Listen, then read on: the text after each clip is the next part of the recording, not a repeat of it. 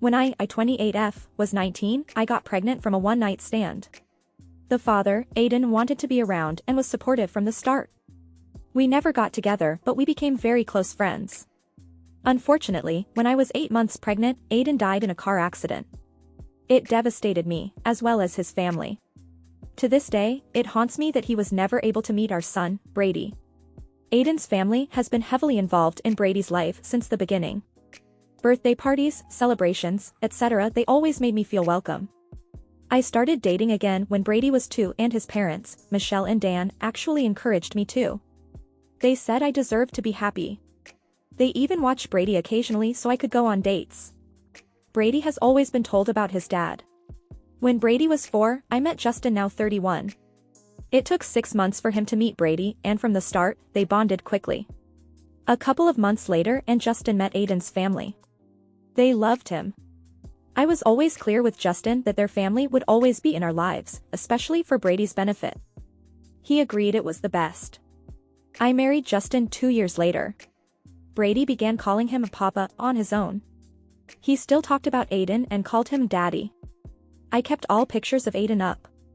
Brady proudly said he had 2 dads. Michelle and Dan seemed fine.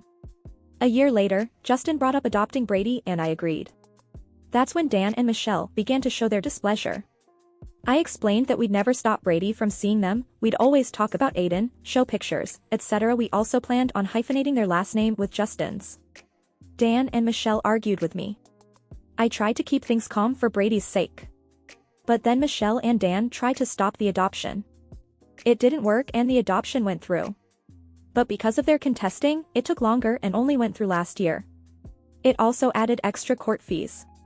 Dan and Michelle have since accepted things, though I still won't leave them alone with Brady in case they try to trash Justin again.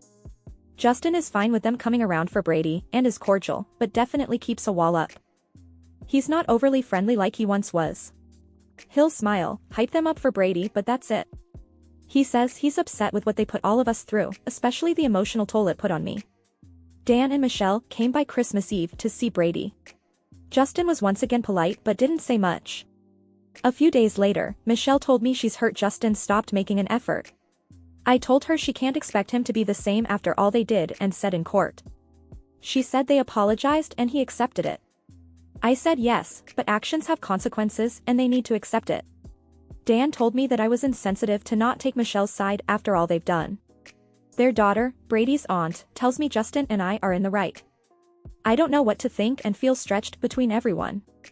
Edit, some have asked what was said in court. They said he'd be an unfit father, despite him having a job and a loving relationship with Brady. They also said that Justin was just after Brady's trust fund.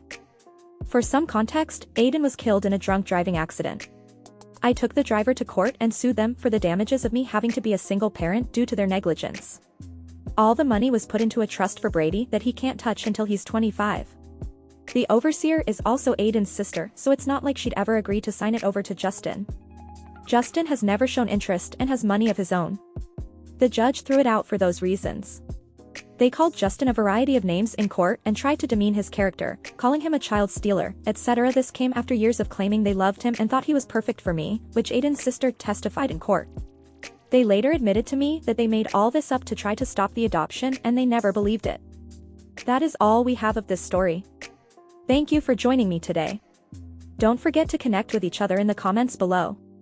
Until next time, be kind, be curious, and I'll catch you in the next video. Until then, Corner Stories signing off.